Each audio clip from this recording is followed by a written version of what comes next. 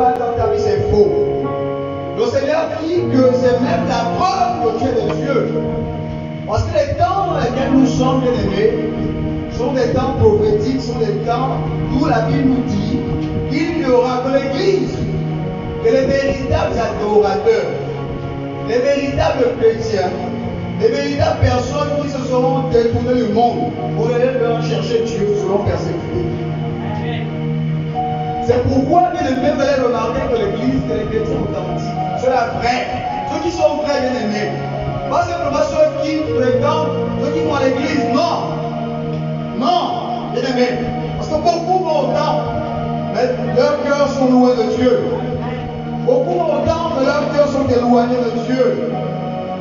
Il dit ceux qui sont vrais, ceux qui sont authentiques dans les temps actuels sont les cibles du diable, sont les cibles du royaume des ténèbres. Et les temps dans lesquels nous sommes, c'est le temps où l'esprit de la séduction, c'est le temps où les démons sont en train comme ça de sévir. Parce que la Bible avait prédit ces temps. Et Dieu te dit, il te connaît. Dieu te dit, tu es sa fille, tu es son fils. Dieu te dit, ce que tu vis actuellement a une durée déterminée. Ce n'est pas éternel. Rien n'est éternel. La maladie par laquelle tu passes actuellement, les épreuves, les échecs, les persécutions, mais Dieu dit c'est pour un temps. Parce que le temps dans lequel nous passons est le temps des preuves. Et cet temps, Dieu a déjà fixé sa fin. La fin de ce que tu vis a déjà été fixée par Dieu. Le diable est un menteur. Il utilise la ruse, bien-aimé, pour t'amener à douter, pour nous refroidir, pour nous alourdir, pour nous décourager. Mais Dieu dit qu'il a fixé la fin de ce parcours que tu traverses. C'est déjà fixé, c'est marqué. Ces temps-là sont déjà marqués. Et le royaume des ténèbres ne pourra pas changer cela. Le diable et sa cohorte ne pourra pas changer cela. Mais Dieu dit, tout dépend de qui parle de lui. Tout dépend de toi et de moi. Tout dépend de notre détermination à rester accroché. Notre détermination à rester là.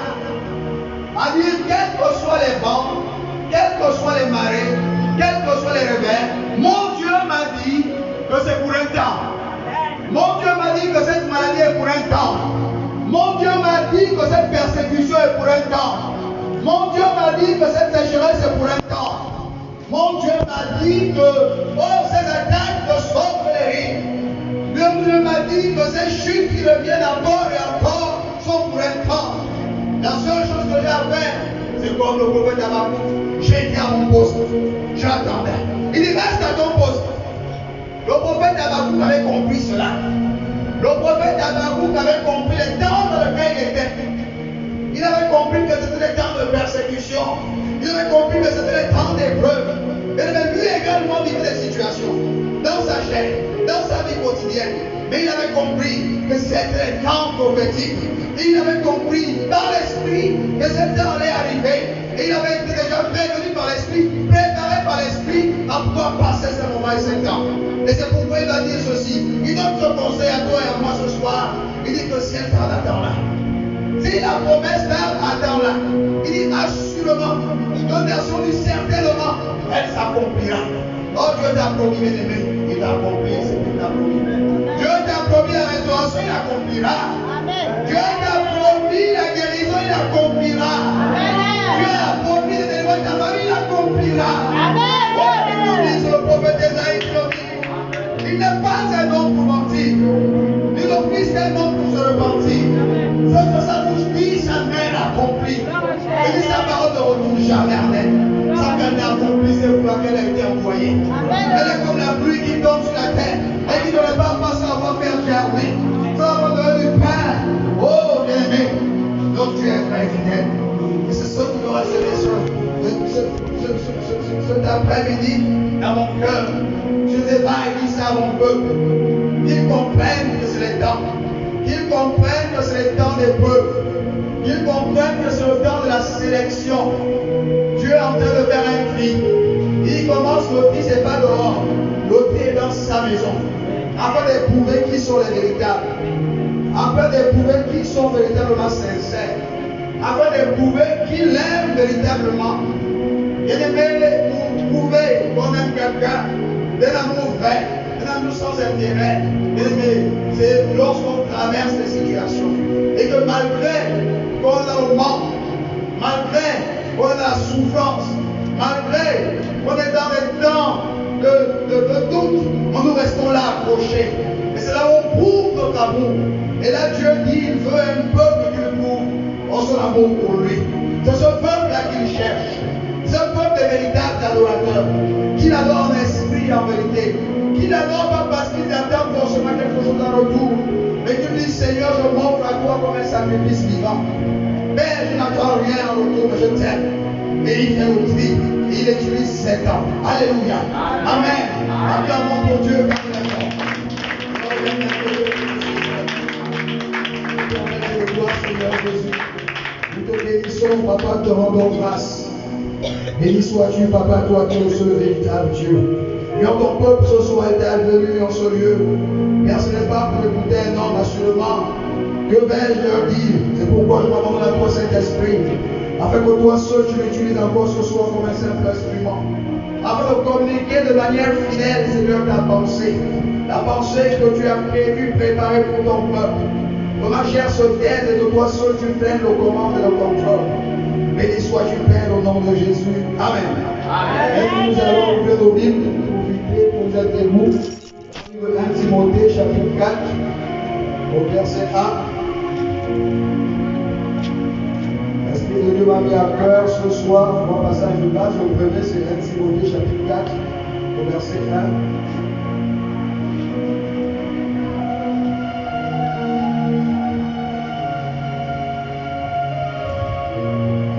Parole de Dieu, dans le livre de 1 Timothée, chapitre 4, au verset 1. Mais l'Esprit dit expressément que dans les derniers temps, quelques-uns abandonneront la foi pour s'attacher à des esprits séducteurs et à des doctrines de démons. Amen. On va lire un deuxième passage dans le de Matthieu, chapitre 26. Et là, nous allons lire du verset 36 à 40. Matthieu chapitre 26, verset 36 à 40.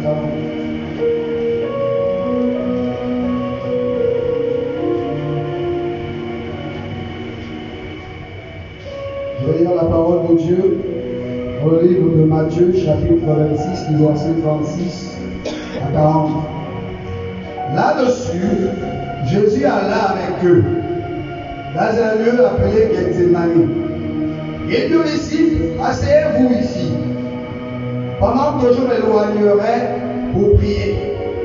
Il prit avec lui Pierre et les 2 fils de Zébédée. Il commença à éprouver de la tristesse et des angoisses. Il leur dit alors, mon âme est triste jusqu'à la mort. Restez ici et veillez avec moi. Puis ayant fait quelques pas en avant, il se jeta sur sa face et pria ainsi, mon Père, s'il est possible que cette foule s'éloigne de moi, toutefois, non pas ce que je veux, mais ce que tu veux. Il va vers les disciples qu'il trouva endormis. Il dit à Pierre, vous n'avez pas pu veiller 1 heure avec moi. Amen. Amen. Nous allons voir un dernier passage. Et là, c'est Matthieu.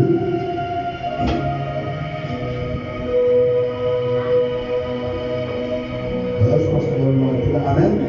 Et prendre place, s'il vous plaît.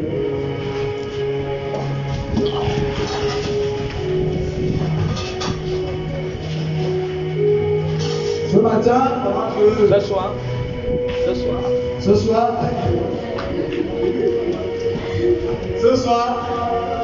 je suis là. Tout au long de la journée, je pensais, je réfléchissais. Seigneur, que vais-je dire à ton peuple? Parce que ce n'est pas souvent facile. Lorsqu'il s'agit de parler de la part du Seigneur, mais c'est lourd parce qu'il faut chercher en tant que Dieu. Je peux encore devoir exprimer nos connaissances et notre chair. Et la chair ne fait pas grandir. C'est l'esprit qui vivifie, c'est l'esprit qui donne la vie. Et dans mon cœur, ce terme-là montait, j'entendais violence spirituelle. La violence spirituelle, c'est le terme de notre évocation ce soir. la violence spirituelle. Ça montait, la violence spirituelle. Et là, automatiquement, j'ouvris ma Bible. Là, le Seigneur me conduisit dans les passages que nous venons de lire. Le premier passage dans 1 Timothée, chapitre 4, verset 1. Et là, c'est le passage de l'apôtre Paul qui va clairement nous parler de ces temps. Ces temps que nous vivons. Parce que c'est des temps, en fait, prophétiques. C'est des temps qui ont été définis par Dieu. C'est des temps dont personne ne peut échapper. Bien aimé, personne ne peut échapper. Que tu sois ministre, que tu sois président, que tu sois roi, que tu sois, je ne sais pas quelle position que tu sois, tant que tu vis cette terre, tu ne pourras pas échapper à ce temps. Et ce temps, qu'est-ce qui le caractérise, bien aimé? Les derniers temps. L'apôtre Paul nous dit que dans les derniers temps, beaucoup abandonneront la foi. Oui, bien aimé. Il est possible de venir à l'église, de venir tous les jours au temple, alors qu'en réalité, on a déjà abandonné la foi. Abandonner la foi, c'est quoi? L'Esprit de Dieu me disait qu'abandonner la foi, c'est également ici l'expression de ce qu'on va appeler la religion. C'est quoi la religion? C'est le fait de venir fidèlement à Dieu. Comme ici, je viens là, je viens prêcher. Je prends ma Bible, je viens ici. On m'a programmé, viens prêcher vendredi. Je viens, je prêche. Mardi, je viens, je prêche. Quand il y a les événements d'église, je viens, j'assiste et je participe. J'ai des responsabilités dans un comité, je viens et je fais mes responsabilités. Je les accomplis, j'assume mes fonctions. C'est bien. Mais bien aimé, le plus important, ce que Dieu veut éternellement pour ses enfants, c'est que leur cœur lui appartienne sincèrement. Ces choses-là, rien ne peut remplacer ça. Aucun service que nous puissions faire de la présence de Dieu, aucun sacrifice matériel que nous puissions donner, que ce soit l'argent, les voitures, les avions, qu'est-ce que nous voulons, ne peut remplacer cela. Parce que ce que Dieu veut, plus que toute autre chose, c'est que nous offrons à lui. Et c'est l'apôtre Paul exprimé dans Romains chapitre 12, verset 1. Il dit, je vous exhorte, mes frères. Il s'adresse là aux chrétiens de Rome. Cette parole, c'est également à nous. Il dit par les compassions de Dieu. Paul disait, pardon, je me mets à genoux. Si on veut parler de manière simple. Il disait, je me mets à genoux. Quand il dit par les compassions, il dit, je me mets à genoux, je vous en supplie, mes frères.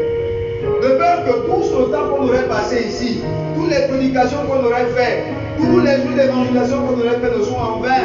Je ne veux pas que ce soit en vain. Je veux que vous ayez gain de cause. Je veux que vous obteniez la récompense. Mais pour que vous obteniez la récompense, mes frères, il faut vous offrir à Dieu. Comme des sacrifices vivants. Il dit, ce sera de votre part un culte raisonnable. Il dit, c'est ça, c'est le culte que Dieu agrée, plus que tout. Ce qui fait que Dieu accepte un sacrifice, ou Dieu accepte un service qui lui est offert, c'est lorsque la vie de celui qui fait le service lui est déposée sur l'autel. On dit que mon cœur, ta vie lui est donnée. Ce n'est pas une affaire que le pasteur me voit. Ce n'est pas une affaire des sœurs. Ce n'est pas une affaire de faire plaisir à sa femme. Quand je vois ma femme, je fais semblant d'être en train de prier.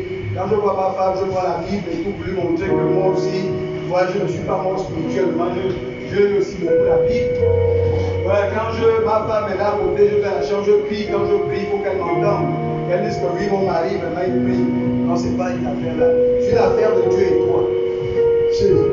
C'est une affaire d'intimité. C'est une affaire de connexion avec l'Esprit de Dieu. C'est une affaire, voilà, cette intimité-là fait que lorsque tu arrives, lorsque tu pries à Dieu, lorsque tu parles de Dieu, lorsque tu as une situation, le ciel se met en mouvement. Parce que il y a cette connexion-là. Elle va au-delà du fait de venir me mettre ici et de prêcher. Elle va au-delà de ça. C'est une affaire de tous les jours. C'est une affaire de chaque seconde. C'est une affaire de chaque heure. Ce discours-là, cette connexion-là, elle doit être tous les jours, en tout lieu, quel que soit l'endroit. On nous dit, pourquoi on aura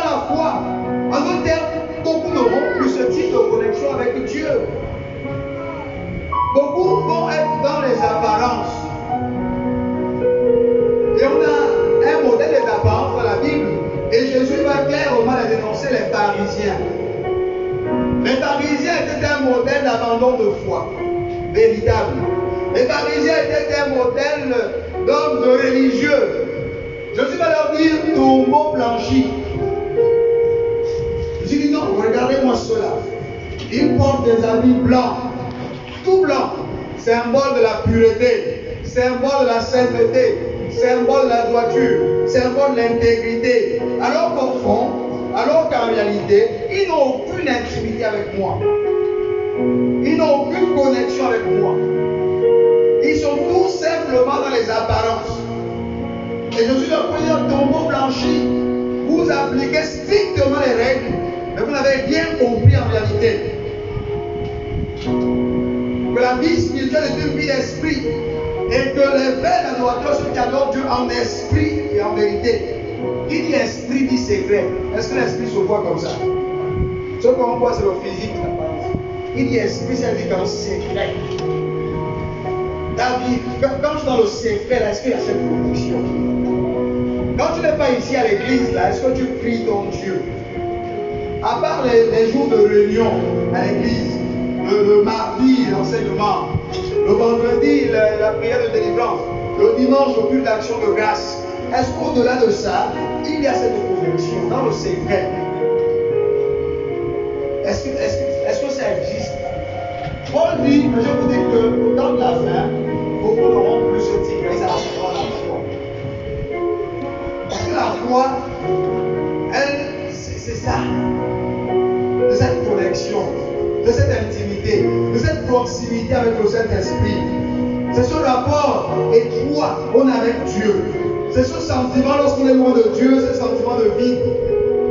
C'est pourquoi le Seigneur, lorsqu'il veut y démontrer ou lorsqu'il veut expliquer la relation qui devrait être entre un enfant de Dieu et son Seigneur, il parle du mariage de l'homme et de la femme.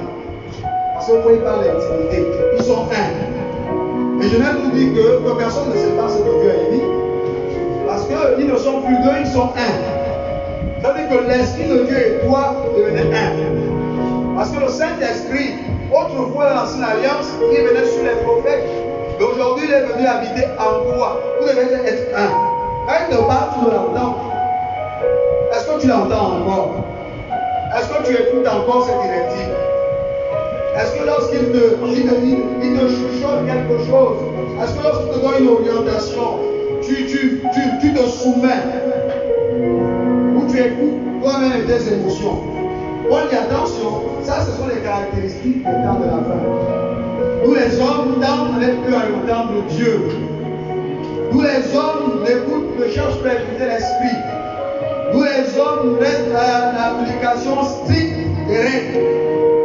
Nous les hommes restent à la lettre, non à l'esprit. Nous les hommes s'attachent au temps au lieu de s'attacher au propriétaire du temps, qui est Jésus-Christ de Nazareth.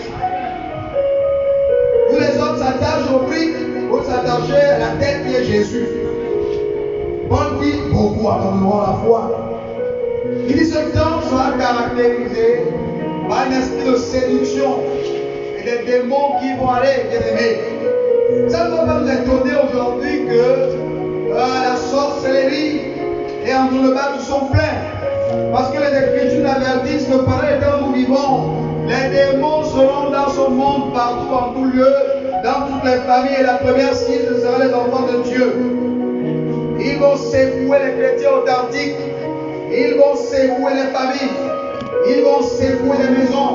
L'apôtre Paul nous dit que oui, ce seront les signes. Et nous, en tant que chrétiens, nous avons la grâce d'être avertis par les Écritures de ces temps. C'est pourquoi nous devons nous comporter, agir en conséquence de cause. Ne pas laisser le diable accomplir ses objectifs. Mais les objectifs du diable, c'est d'utiliser Satan, c'est d'utiliser les épreuves, c'est d'utiliser les persécutions, c'est d'amener dans une fausse spiritualité. Une spiritualité erronée, une spiritualité que Dieu n'agrée pas, nous amène à la religion dans les apparences, nous alourdir, nous rendre lourds. Là, Jésus-Christ nous parle, dans son évangile de Matthieu 26, il va avec les apôtres, il va à Gethsémanée, il les laisse un endroit, il va avec Pierre et fils de Zébédée. va, ils prient. Eux ne vont pas supporter le temps auquel ils étaient soumis, vont être lents, vont finir par dormir, vont finir par s'assoupir. Et l'Esprit me disait, il est impossible de résister à ce temps s'il n'y a pas une connexion avec l'Esprit. Jésus-Christ a résisté à ce temps parce qu'il est la plénitude, la divinité habitée en lui. Dieu le Père, le Fils, le Saint-Esprit, même seule personne, les amis, était la plénitude, la divinité. C'est pourquoi il peut résister à ce temps. Lorsqu'il vient vers eux et leur dit que vous n'avez pas pu résister. Oui, parce que là, il n'était pas encore parti. Parce qu'il dit, je vais, mais je vous emmènerai le consolateur. Nous, aujourd'hui, en tant que chrétiens, le consolateur nous a été envoyé. Nous avons, étant connectés au consolateur qui est le Saint-Esprit, nous avons le pouvoir et la puissance de résister au temps là qui souffre. Nous avons le pouvoir, nous avons la puissance pour résister aux attaques de l'ennemi. Nous avons le pouvoir et la puissance de résister à l'assoupissement, à la lourdeur, au découragement. Si nous vivons une chrétienté qui est loin de cela, loin de l'esprit, loin de la vie de l'esprit, loin de la connexion avec l'esprit, bien aimé, ce vent va nous balayer. Nous allons vivre la situation qu'ont vécu Pierre, les fils de Zébédée, les apôtres, à Gethsémane. Lorsque ce vent-là, ce terre-là était là, ils étaient obligés de dormir. Et c'est ce qui se passe aujourd'hui. Vous allez voir aujourd'hui que mieux de nous, si nous sommes sincères, prier devient difficile. Jeûner devient difficile. Dire la parole de Dieu devient difficile. Si nous sommes honnêtes, si nous sommes sincères, est-ce que nous la lisons encore tous les jours, comme la Bible nous le recommande? Est-ce que nous prions encore tous les jours? Est-ce que nous jeûnons encore? Il nous arrive de faire 1 mois, 2 mois sans jeûner. Mais attention, ce sont les signes de la fin. Ce sont les signes des derniers temps.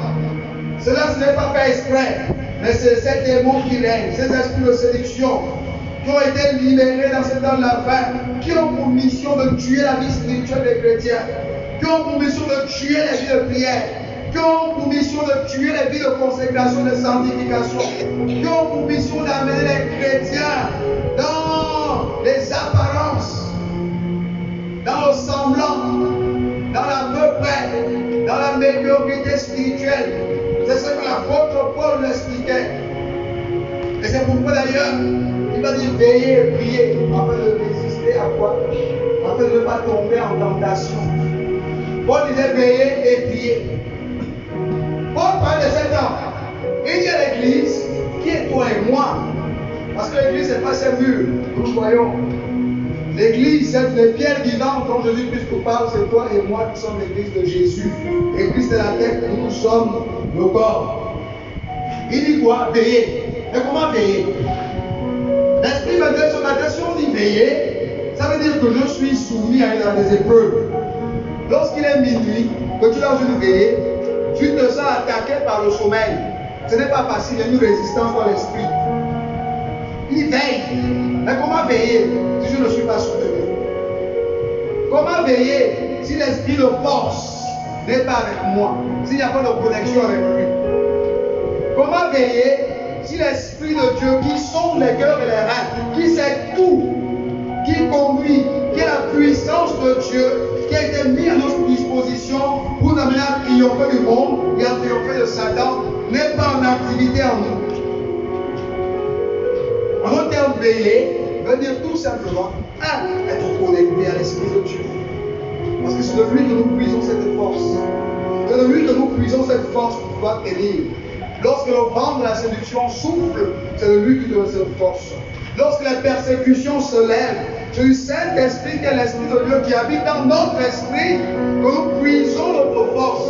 Amen. Lorsque les épreuves arrivent, bien aimés, c'est du Saint-Esprit que nous puisons cette force. Mais si nous n'avons pas de lien avec lui, si nous n'avons pas de connexion avec lui, si nous n'entendons pas, comment ferons-nous? Comment verrons-nous? On y veille et prier. Comment on a la force de prier si l'esprit de force n'est pas là? Quand ce vent-là qui souffle, quand ce vent lourd souffle, quand ce vent qui amène le sommeil souffle, si l'esprit de force n'est pas là, comment allons-nous des directives claires. Comment allons-nous, pendant que nous prions, allons-nous recevoir des orientations par rapport à ce qui va arriver, par rapport à comment se conduire, par rapport aux attaques de l'ennemi? Comment nous recevons les directives pour déjouer les plans de l'ennemi? Si le Saint-Esprit, qui est l'Esprit de Dieu, qui a pour habitation notre esprit, n'est pas actif en nous, est dans un état de sommeil à cause de notre vie qui ne lui plaît pas, à cause de notre désobéissance, à cause de ce que nous sommes tombés dans un sommeil spirituel, à cause de ce que nous serions tombés dans une espèce de religion, de religiosité, d'apparence, de semblant. En fait, à cause du fait que nous sommes tombés dans une chrétienté qui vise à plaire à l'homme au lieu de plaire à Dieu.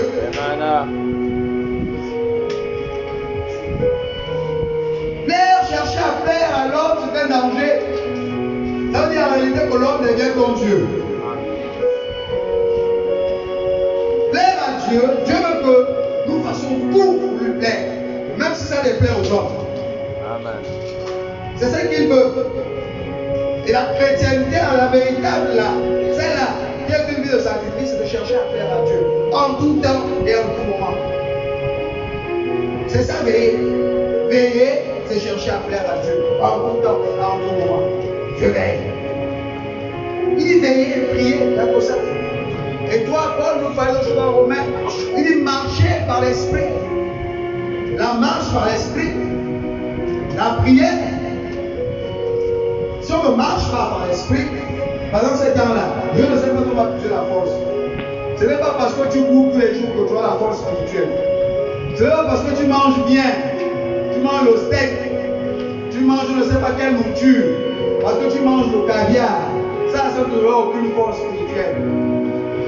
Ce n'est pas parce que tu vas dans un château et que tu manges des fruits de mer, je ne sais pas quel aliment, que tu manges des blanches hôtels de luxe, que tu auras la force de tenir la seule qui souffre. La seule chose, c'est la vie de l'esprit, la marche par l'esprit, la force de la monopole au milieu des persécutions, des épreuves qu'il a traversées. Il faut la peine même de les lister. On peut voir au livre de Philippiens, de Colossiens. L'apôtre Paul dit voilà, j'ai gêné jusqu'à la mort, j'ai été flagellé, on m'a fouetté, j'ai passé ceci. Paul dit mes fils, ce qui m'a permis de résister à ce temps-là, c'était l'esprit de Dieu. Parce que je me suis abandonné complètement. Je me suis abandonné à lui, il m'a donné la force de ne pas abandonner la marche. Sans l'esprit, il n'est pas possible de supporter cet amour.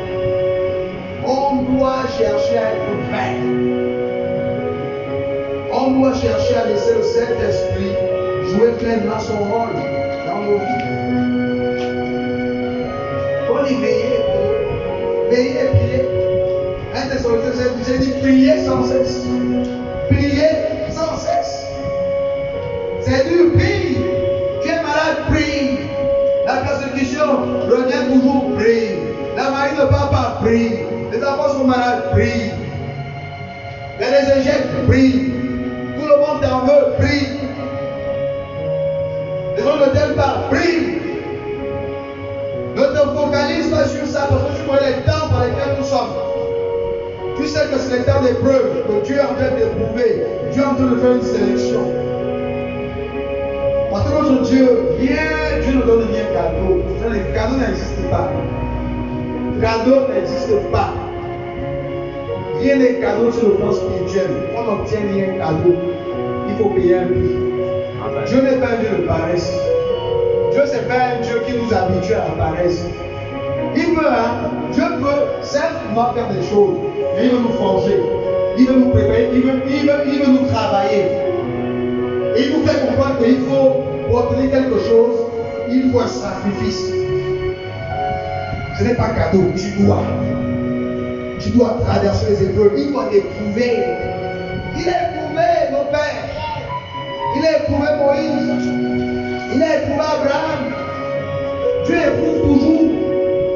Dieu met toujours des temps d'épreuve. Personne ne peut échapper à cela. Il ne change pas. L'homme change, mais Dieu ne change pas. Il est le même hier, aujourd'hui, éternellement. Quand il t'aime, il t'éprouvera. Dieu te pousse l'amour en t'éprouvant. Dieu va t'éprouver, mais c'est ainsi l'amour vis-à-vis de toi. Parce que c'est par là qu'il va te préparer. C'est par là qu'il va te travailler. C'est par là qu'il va te nettoyer comme on nettoie l'or. Lorsque l'or est pris en terre, elle est là où personne, tu peux passer là, tu vois l'or. Tu dis non, ça c'est pas l'or. Mais quand on prend l'or, on traite ça. Tu dis, ah, c'est qui brille comme ça. C'est la même chose que Dieu fait avec nous. L'épreuve, c'est le feu. L'épreuve, c'est le feu qui brûle là. Quand on prend l'or, on met au feu. C'est là où ça brillance. C'est là où sa couleur. C'est là où ce truc-là qui attire la sort. Quand il passe par le feu. Tu es un trésor. Tu es comme l'or. Nous sommes comme l'or pour Dieu. Mais un or brut, un or sale. Et Dieu utilise les épreuves dans les temps comme les temps par lesquels nous passons. Dieu les permet de travailler, pour nous préparer. Tous les grands hommes et les grandes femmes qui ont obtenu des visitations, qui ont conduit des élévations dans quel que soit les domaines, bien aimés. Ah, que ce soit les pères qui vous voulez, allez-y regarder leurs histoires. Allez-y prendre leurs témoins, ils vous diront ce par quoi ils sont passés. Il va vous dire par exemple que j'ai passé un temps vraiment de sécheresse. J'ai été réalisé, tout le monde m'insultait. Mes amis m'ont abandonné parce que l'état dans lequel j'étais, tout le monde se moquait de moi, on me disait où est ton Dieu?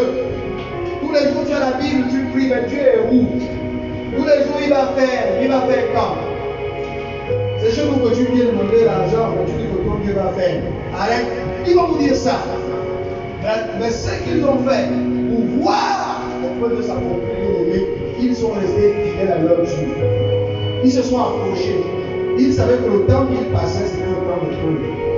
Et ils savaient qu'après ce temps-là, vient le beau temps. Après ce temps-là, c'est un temps de préparation. C'est un temps par lequel Dieu les prépare. C'est un temps, pourquoi Dieu le permet également, c'est parce que Dieu veut que, après on sache que ce n'est pas l'œuvre de l'homme, ce n'est pas la main d'un homme qui a fait le poste que tu es, c'est la main de Dieu. Yes. Alléluia. Amen. Amen. Amen. Pour qu'aucun homme ne vienne dire que c'est moi. Amen. Quand c'est facile, là, tout le monde va venir dire que si c'est là, c'est moi. Mais Dieu permet à ceux que les gens te voient dans un état de précarité. Il permet même qu'on t'insulte, il permet qu'on te méprise, mais parce qu'il dit tête. Et quand je le verrai, vous allez comprendre que c'est le droit de Dieu. Amen. L'homme dira ça, c'est le droit de Dieu, c'est pas le droit d'un homme. Ça, c'est Dieu. Il n'y a que Dieu qui peut faire ça. Amen. Et ils respecteront ton Dieu. Ils glorifieront ton Dieu.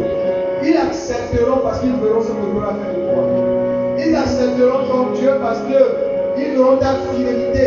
Ils auront vu ta fidélité au milieu des épreuves et des situations. N'abandonnons pas. N'abandonnons jamais. Appuyons-nous sur Dieu même quand c'est dur. Parce que derrière nous avons l'assurance que derrière l'épreuve, Dieu prépare des choses grandes pour nous. Yes. Abraham a connu ces temps de flottement. Lui s'interrogeait, mais il est resté là. Il est resté accroché. Je sais qu'il fera. Et Dieu a fait, quel que soit le temps où il fera, rien n'est éternel. Alléluia. Amen. Et toutes les fois que nous sortons de la voie de Dieu, toutes les fois que nous abandonnons, que nous décourageons, nous annulons le processus.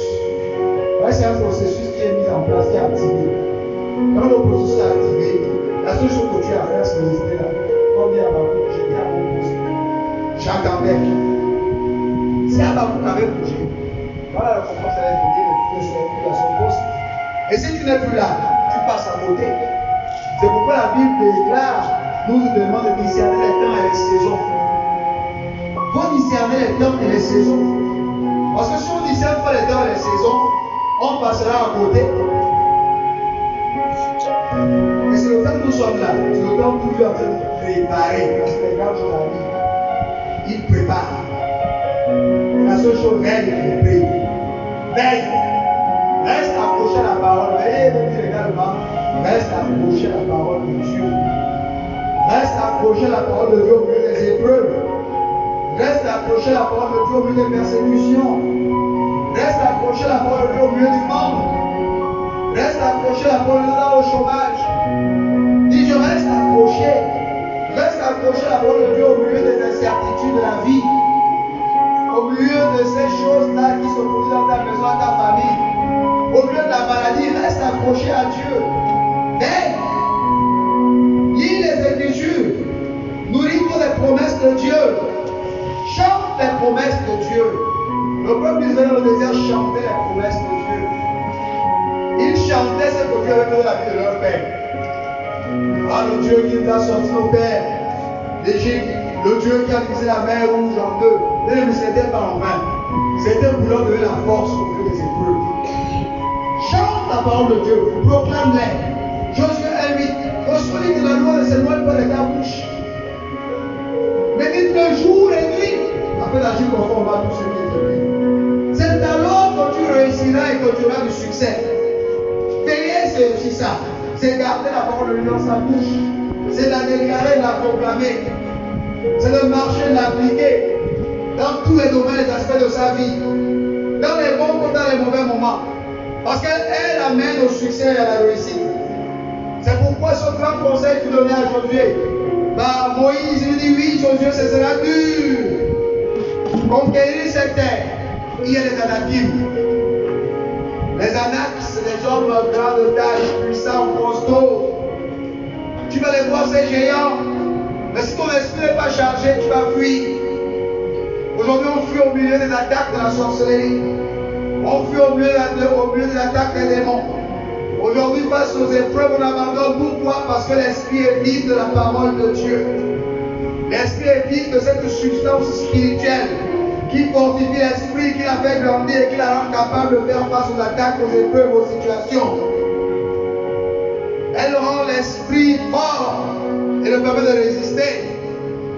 Pourquoi Moïse va dire à Josué, garde cette parole.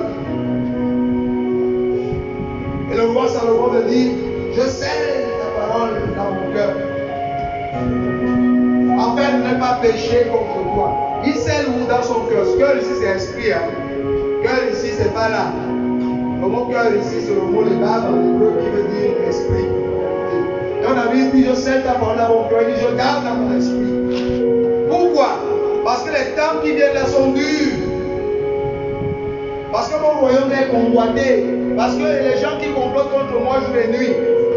Quand David le dit, il passait des temps compliqués. Hein. Il était attaqué. On voulait son trône. Le trône de persécution.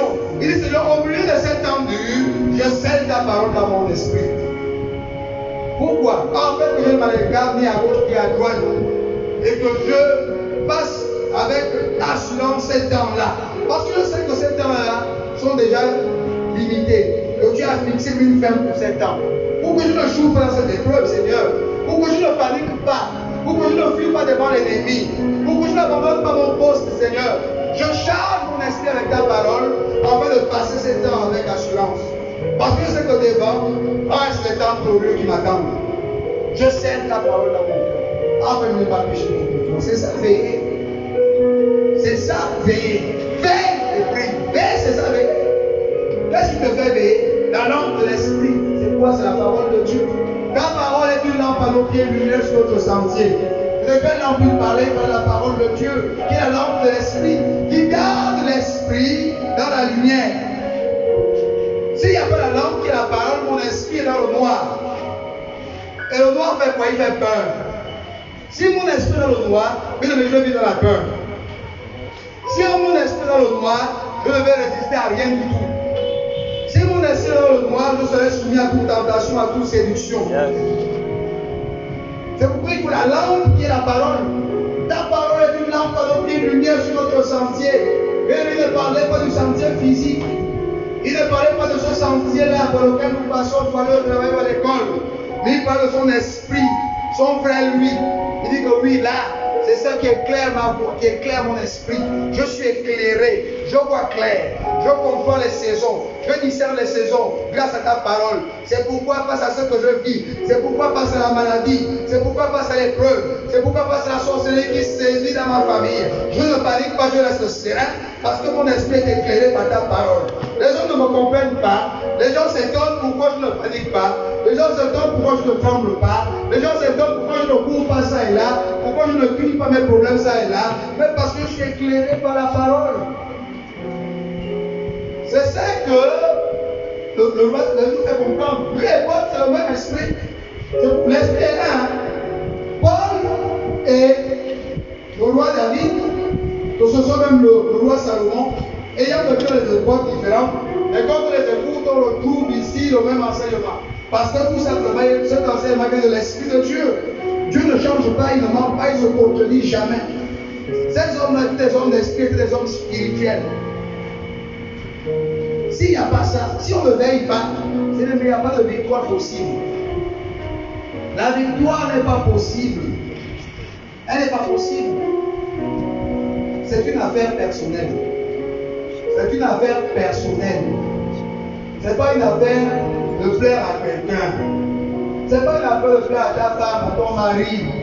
Non. Ce n'est pas une affaire de plaire à ta mère, à ton père. C'est une affaire de personnel. C'est une affaire de toi et Dieu. Toi et Dieu. Donc la Bible dit qu'il viendra, un homme et la femme seront autour dormir. Il va prendre la femme, il part. La femme part, tu restes le mari. Si tu dis que Dieu, parce que ma femme ne fait pas, c'est toi, tu n'as pas compris que c'est une affaire d'abord personnelle entre toi et Dieu. C'est une affaire pour toi-même là. Quand tu es dans le trou là, tu es assis. Quand tu vas sortir de ce lieu, tu vas rentrer à la maison, tu veux dire Seigneur, je veux cette relation entre toi et moi. Je veux cette proximité. Je veux cette intimité. Je veux cette relation. Seigneur, donne-moi la force chaque jour. Parle-moi. Conduis-moi, éclaire-moi. Donne-moi la force d'éclairer mon esprit par ta parole. Les temps sont sombres. Les temps sont sombres. L'obscurité, c'est également le symbole des attaques diaboliques. L'obscurité, c'est également le symbole de la maladie. C'est le symbole de l'échec. C'est le symbole du règne des ténèbres. C'est ça l'obscurité. Les temps nous sommes là, les temps sombres. Et on ne peut pas traverser les temps sombres s'il n'y a pas la langue et la parole. Si l'esprit n'est pas éclairé, ce n'est pas possible. Quand on est dans le noir, qu'est-ce qui se passe? On ne voit pas les attaques venir. Si on était la lumière ici, quelqu'un me lance un cadeau, je ne verrais pas ce gagner. Yes. Toute personne qui est dans l'obscurité, qui est privée de la parole de Dieu, est un homme qui est dans l'obscurité. Et il est vulnérable aux attaques, exposé à toute attaque. Parce qu'en fait, il est dans le noir, son esprit est dans le noir. Donc toute attaque spirituelle, l'atteint. Toute attaque spirituelle atteint. Parce que spirituel est mis dans le noir. Ça, le pasteur, il a fait sa part, il a prêché la parole de Dieu. Le pasteur, il a enseigné. Le pasteur, il nous éclaire chaque jour. Mais après, ça devient personnel. 6 mois. Après avoir été enseigné par le pasteur, je rentre chez moi. Je fais comme je veux. Je vis ma vie. Mais il ne faut pas que je vienne accuser le pasteur. Parce que non, le pasteur, il a fait sa part. Il nous communique les clés. Les clés du succès, les clés de la réussite. Les clés de la grâce de Dieu. Les clés de la protection divine. Mais c'est à chacun de nous arriver à la maison de dire, attention, j'ai compris. Il faut que je sois éclairé. Parce que nous sommes dans les temps sombres. Là, c'est le ténèbres qui règne. Il faut que je sois éclairé.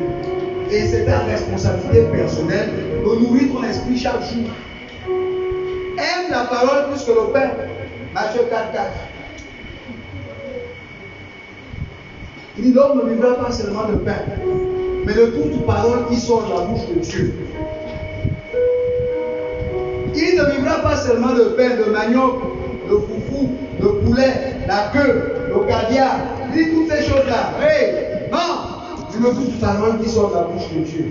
C'est bien pour la chair, mais la chair amène, la chair là, c'est un gros poids lourd, une carapace parfois qui nous empêche de grimper, d'aller dans la dimension de Dieu, qui nous alourdit parfois.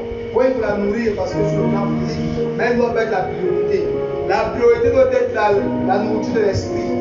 La priorité pour tout enfant de Dieu qui a compris ces choses, c'est de nourrir son esprit chaque jour. Il le nourrit par la parole de Dieu. Il le nourrit par cette temps d'intimité avec Dieu, ce temps de prière. Il le nourrit lorsqu'il décide, comme ça, de se brûler par le jeûne et de rechercher son Dieu, en privant sa chair, en l'affaiblissant. Il affaiblit sa chair par le jeûne et par la prière. Il fortifie son esprit chaque jour par la parole. Voilà. Et la chair ne le domine plus. Parce que la chair, c'est la copine du diable. Yes. Quand le diable a attaqué l'enfant, il aime trouver sa copine qui est la chair. Donc notre premier ennemi en réalité, c'est la chair. C'est l'intrus que nous gardons chez nous. C'est lui que l'ennemi vient parler que l'on fait comment? Aide-moi à l'atteindre. C'est la chair que le diable, l'ennemi vient trouver. Il dit aide-moi à atteindre celui-là. Aide-moi, je vais faire comment pour l'atteindre? Il passe par la chair. Mais tu vas nourrir ton ennemi très bien. C'est lui qui ouvre ta porte pour que le gars t'attaque. Ne peut pas être ta priorité, la priorité de ta vie. Par contre, ce que tu dois nourrir, c'est l'esprit. Parce que c'est l'esprit qui te permet d'être en contact avec ton Dieu. Parce que ton Dieu est esprit. Il faut que ceux qui l'adorent en esprit et en vérité. Jean 4. Il faut que ceux qui l'adorent en esprit et en vérité. Parce que c'est par l'esprit. Et pour ça, il faut le nourrir. Plus on le nourrit, plus il grandit, plus le Saint-Esprit se déploie, plus il a cette proximité avec Dieu, plus on entend facilement Dieu, plus il nous guide, plus il nous conduit, plus ses plans s'accomplissent facilement dans nos vies, dans nos ensembles. Alléluia. Amen. Amen. Amen. Et on va prier. On va se lever, on va prier ce soir. On va dire à Dieu ce soir, Seigneur.